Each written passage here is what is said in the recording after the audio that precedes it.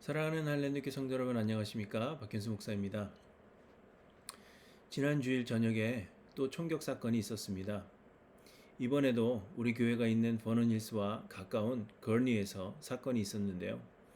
아이들이 즐겨 찾는 놀이공원인 Six Flags Great America 주차장에서 총격이 있었습니다. 자동차에서 사람들을 향하여 총을 쏘고 달아났는데 세 사람이 다쳐서 병원에 이송되었다고 합니다. 목숨을 잃은 사람이 없어 다행이지만 범인이 잡히지 않았기 때문에 주변을 돌며 언제 또 사고를 칠지 알 수 없는 상황입니다. 왜 이런 일들이 계속 일어나는지, 또 왜 사람들은 분을 참지 못하고 그런 식으로 표출하는지 답답하기만 합니다. 여러 번 언급한 대로 정말 암울한 시대가 되었습니다. 수년째 계속되고 있는 코로나 바이러스 팬데믹은 전혀 종식될 기미가 보이지 않고 이제는 전문가들도 우리가 이 바이러스와 함께 살아야 하는 것으로 이야기하고 있습니다. 지구의 한쪽에서는 물난리가 나고 또 다른 한쪽에서는 가뭄으로 고통을 당하고 있으며 전쟁의 소문이 들려오고 물가의 상승과 범죄율의 증가는 사람들을 두렵게 하고 있습니다. 사람들은 저마다 자기의 권리를 주장하고 개인의 주장을 존중해 주어야만 하는 세상이 되어서 사회의 질서를 위해 자신을 희생하는 희생정신이 사라지고 서로 자신의 주장을 펼치는 혼란스러운 시대가 되었습니다. 이러한 때의 사람들은 교회가 세상의 소망이 되어야 한다고 이야기합니다. 맞는 말입니다. 세상에는 아무런 소망이 없습니다. 교회만이 이 암울한 시대에 소망이 될 수 있습니다. 그런데 문제는 이 암울한 시대에 교회가 어떻게 세상의 소망이 될 수 있느냐 하는 것입니다. 사람들은 교회가 힘들어하고 있는 사람들에게 위로가 되어주고 실제적 소망을 주어야 한다고 생각합니다. 그래서 교회가 정신건강에 대한 세미나나 그 외에 사람들을 위로해 줄 수 있는 많은 프로그램들을 만들어 진행해야 한다고 말하기도 합니다. 실제적으로 많은 교회들이 그런 프로그램들을 만들어서 행하고 있습니다. 뿐만 아니라 문화적인 프로그램이나 운동 프로그램 등을 진행하는 교회들도 있고 카페나 도서실 등 문화 공간을 만들어서 사용할 수 있도록 하고 각종 문화 공연을 하는 그러한 교회들도 많이 있습니다. 그리고 무엇보다도 교회가 세상의 소망이 될 수 있는 가장 주된 역할은 성경을 가르치고 복음을 전하는 것입니다. 교회는 말씀을 전하고 복음을 전함으로 암울한 시대를 살고 있는 사람들에게 소망이 되어야 합니다. 그런데 한 가지 안타까운 것은 많은 사람들이 생각하는 복음이란 세상에서 복을 누리는 것이라는 사실입니다. 사람들은 예수를 믿음으로 세상에서의 모든 어려움에서 벗어날 수 있고 세상에서 형통하게 되는 것을 기대합니다. 그리고 교회들은 그런 세상적인 복을 이야기하며 세상의 소망이 되고자 노력하는 것입니다. 그러나 예레미야서를 보시면 그런 식으로 세상의 소망이 되는 것이 이 시대 교회의 역할이 아님을 알 수 있습니다. 예레미야 1장에 보시면 하나님께서 예레미야를 선지자로 불러 세우시는 것을 볼 수 있습니다. 그런데 하나님께서 예레미야를 부르시던 때는 요시야의 아들 유다의 왕 여호야김 시대부터 요시야의 아들 유다의 왕 시드기야의 11년 말까지라고 말씀하고 있습니다. 곧 바벨론이 유다를 침공하고 다니엘 등을 비롯한 귀족들과 유다의 지도층들이 바벨론으로 사로잡혀가기 시작한 때부터 바벨론에 의해 완전한 멸망을 이룰 때까지 예레미야 선지자가 활동했다는 것입니다. 이러한 때에 선지자로 부름을 받았다면 우리는 이 선지자가 유다의 백성들에게 소망을 주는 역할을 해야 할 것이라고 기대할 것입니다. 하나님께서 고통당하고 불안해하고 있는 유다 백성들에게 복음의 소망을 주시기 위해 예레미야를 불러 세우셨을 것이라고 생각할 것입니다. 그러나 예레미야에게 말씀하시는 그의 사명은 전혀 소망을 주는 것과는 거리가 멀었음을 볼 수 있습니다. 1장 10절에서 예레미야에게 이렇게 말씀하십니다.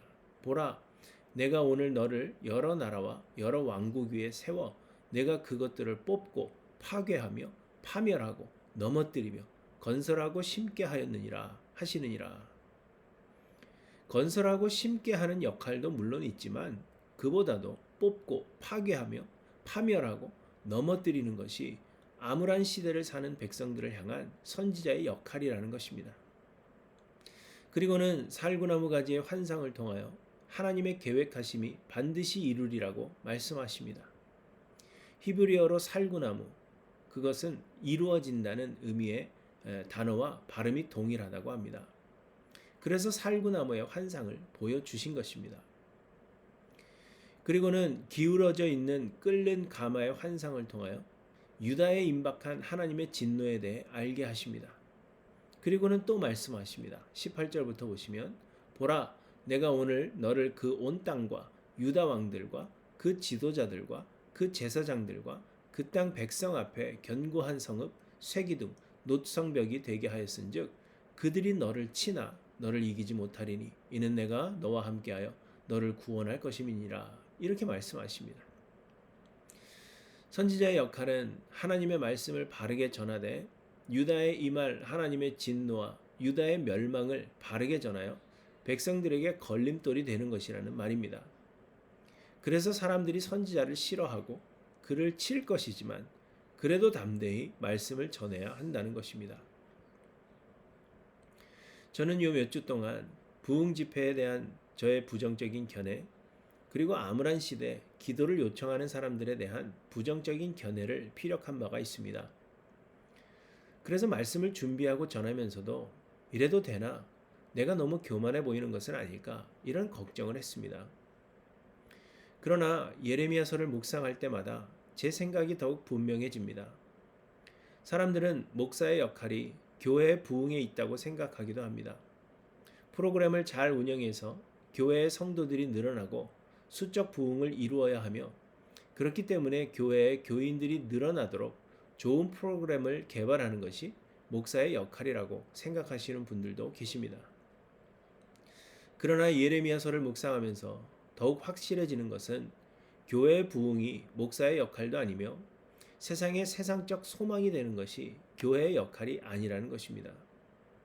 교회의 역할, 목회자로서의 역할은 이 암울한 시대에 우리의 죄에 대하여 깨닫게 하고 하나님의 심판에 대한 메시지를 담대히 전하는 것입니다. 그래서 하나님의 택하신 백성들로 하여금 하나님께로 돌아오게 하고 세상을 좇지 아니하고 세상의 미련을 버리며 하나님께서 우리를 위하여 예비하신 하늘나라에 소망을 두게 하는 것이 목회자로서 그리고 교회로서의 역할이라고 저는 확신합니다. 이것은 예레미야 선지서에서뿐 아니라 우리가 주일에 살펴보고 있는 이사야 선지서에서도 동일하게 주시는 말씀입니다.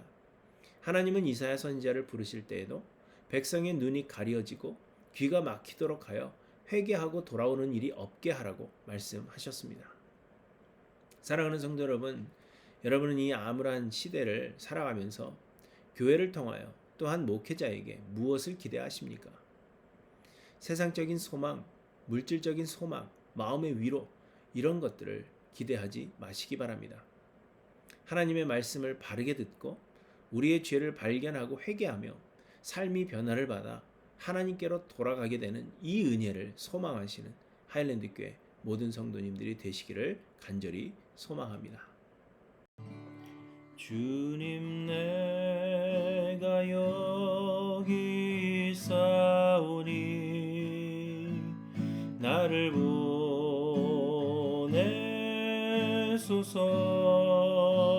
보내소서. 나의 맘 나의 몸 주께 드리오니 주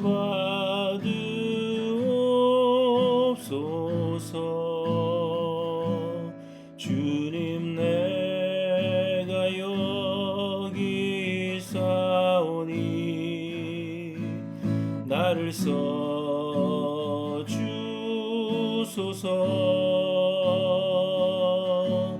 가진 것 모두 다 주께 드리오니 주 받으옵소서.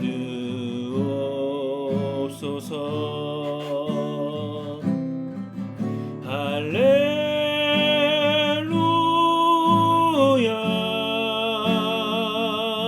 할렐루야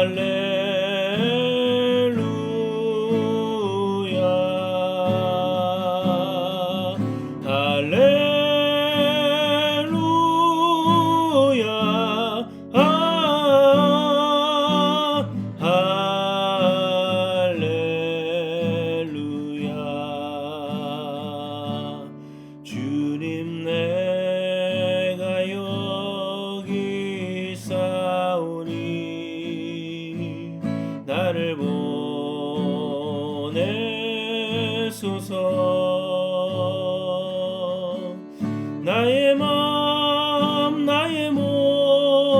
주께 드리오니 주 받으옵소서.